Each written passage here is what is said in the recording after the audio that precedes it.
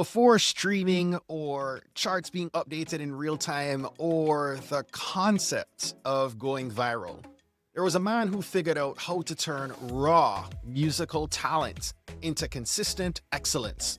And he didn't do it by accident. I am Black Success. Welcome back to the I Am Black Success podcast. I'm Stephen A. Hart, founder and host of the show. And we are continuing our Black History Month and 10th year anniversary celebrations with you, our Blazing Nation family, all month long. Just gotta say, it's been really great getting DMs and voice notes over WhatsApp and text over these last couple of days. I'm so eternally grateful to be bringing you new content after being away on such a long hiatus. So let's go ahead and dive in. Today is day 5 of 28 in our series focused on Black trailblazers in business. As I've shared throughout the course of this week, this series is not intended to be a history lesson. It is a business lesson rooted in our history. So for today, let's talk about our featured trailblazer, Mr. Berry Gordy. Berry Gordy Jr. was born in 1929 in Detroit, Michigan, into a family that believed deeply in ownership, self-reliance, and discipline. Mr. Gordy didn't grow up thinking music was glamorous. He grew up watching his parents run business where effort mattered more than excuses and results mattered more than intention. There's a story from his early life that says, as a young man, Mr. Gordy tried his hand at boxing. Not casually, actually very serious. He trained, fought, and learned very quickly that talent without preparation gets exposed fast. And when boxing didn't pan out, that lesson stuck. You can have potential, but if your fundamentals aren't right, the system is going to reveal you every time. Mr. Gordy tried several things before Motown. In fact, he dropped out of high school, served in the army, and later opened a record store that failed. That failure was important because it taught him something specific. Selling records wasn't enough. You had to understand why people bought them, how hits were made, and who controlled distribution. Failure didn't discourage him, though. It sharpened him. After the record store collapsed, Mr. Gordy takes a job working on the assembly line at Ford Motor Company. And this is where the real shift happens.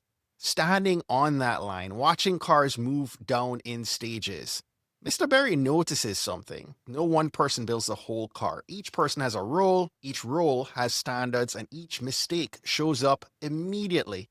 That system produces consistency, and he has a realization.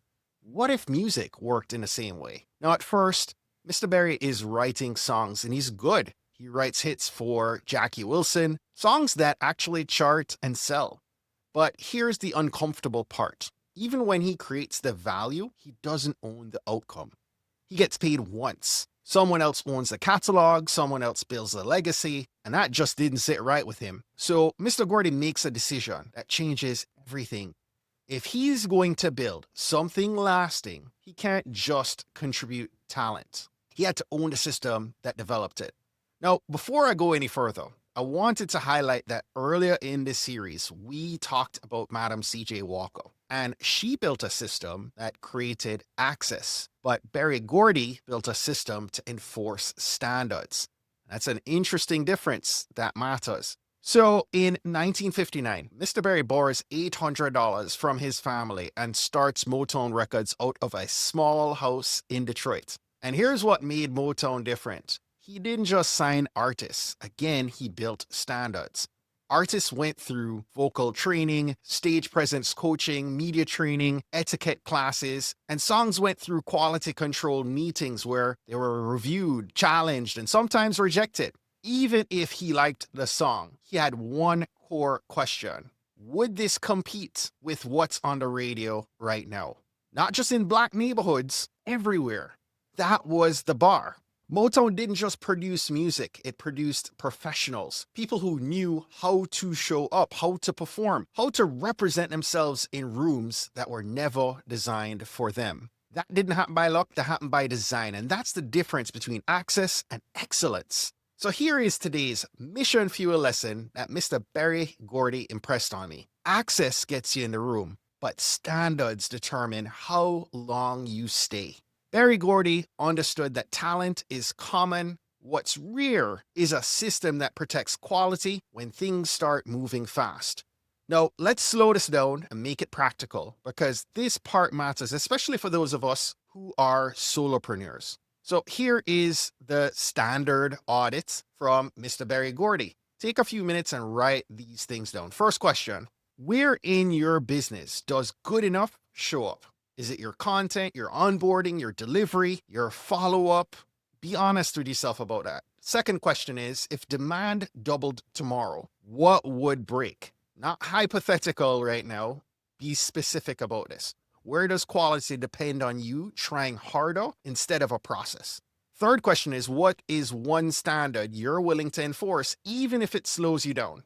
Is it one checklist? Is it one review step? One quality control rule? Something that protects your reputation when things begin to scale. Because here's the truth. Standards feel restrictive until you realize they're what makes your growth sustainable. Berry Gordy didn't slow Motown down with systems. He made it unstoppable. So as we wrap up, here's my final thoughts on Mr. Berry Gordy. You won't scale by hoping, but you can scale by design and standards. Hey, Black history is not just something you and I should honor. I believe in my heart that it's something we can study and we can apply. Join me tomorrow for day 6 as we talk about a trailblazer who didn't just build a company, he built an industry. We're going global, looking at what it means to scale manufacturing, infrastructure, and ownership across an entire continent. We are looking at Aliko Dangote because Black excellence isn't just creative, it's industrial. I'll see you tomorrow.